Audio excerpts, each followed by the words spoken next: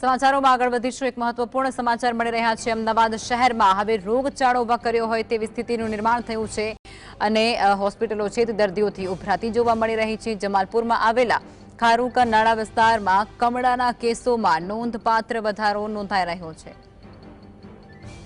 પ્રદૂષિત પાણીને કારણે કમળાના 50 જેટલા કેસ નોંધાયા હોવાની વિગતો પણ અત્યારે સામે આવી રહી છે। કમળામાં 7 વર્ષીય બાળકીનું મોત નીપજ્યું હોવાના આરોપ છે તે પણ કરવામાં આવી રહ્યા છે।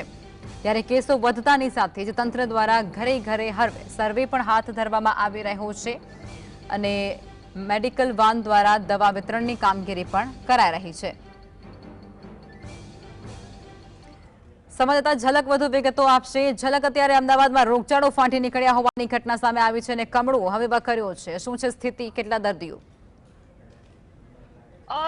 જે ચોમાસાની જે સિઝન છે તે રોગચાળાની સિઝન ગણાય છે, ત્યારે જે જમાલપુર વિસ્તાર છે તે જમાલપુર વિસ્તારમાં જે ખારુકા નાળાનો જે વિસ્તાર આવેલો છે ત્યાં તમે જોઈ શકો છો કે જે પાઇપલાઇનો છે તે પાઇપલાઇનો જૂની થઈ જવાને કારણે જે ખરાબ જે પાણી હતું તે ખરાબ પાણી આવી રહ્યું હતું અને આ જ કારણે છે તે અહીંયા જે લોકો છે તે કમળાનો શિકાર બન્યા છે। લોકોનો આક્ષેપ છે કે જે આ વિસ્તાર છે ખારુકા નાળાનો વિસ્તાર છે ત્યાં 50 જેટલા કેસ છે આશરે નોંધાયા છે અને એક બાળકીનું છે એસવીપીમાં સારવાર દરમિયાન મોત થયું છે। તમારા ત્યાં પણ કેસ નોંધાયા છે કે પરિવારમાં શું કર?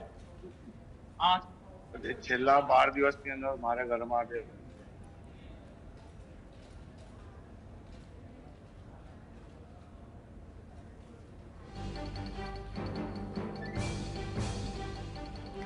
જી ઝલક, આપ જોડાયા તે બદલ આપનો આભાર। તો અમદાવાદની અંદર અત્યારે રોગચાળો વકર્યો છે અને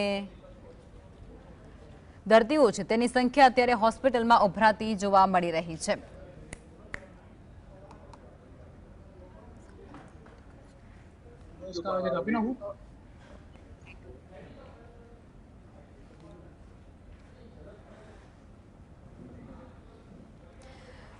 તો અમદાવાદમાં અત્યારે રોગચાળો વકરી નીકળ્યો છે અને ચોમાસાની જ્યારે સિઝન હોય છે ત્યારે ગંદવાડને કારણે આ રોગચાળો છે તે નીકળતો હોય છે ફાટી, જેમાં અત્યારે સરકારી હોસ્પિટલોની અંદર કમળાના દર્દીઓ મોટી સંખ્યામાં આવતા જોવા મળી રહ્યા છે અને રોગચાળાએ જ્યારે માજા મૂકી છે ત્યારે હવે લોકો પણ જે બીમારી છે તેનાથી પીડાતા જોવા મળી રહ્યા છે। કમળામાં 7 વર્ષીય એક બાળકીનું મોત નીપજ્યા હોવાની પણ અત્યારે ઘટના સામે આવી રહી હોય તે પ્રકારના આક્ષેપો છે તે સ્થાનિક લોકો દ્વારા થઈ રહ્યા છે।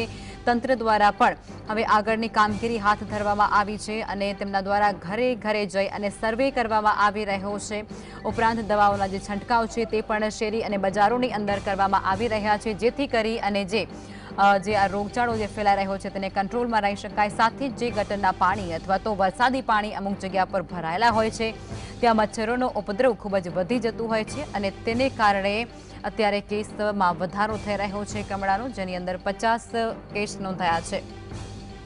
સંવાદદાતા ઝલક ફરીવાર જોડાઈ ચૂક્યા છે અને સંપૂર્ણ જે વિગતો છે તે અત્યારે ઝલક આપવાના છે।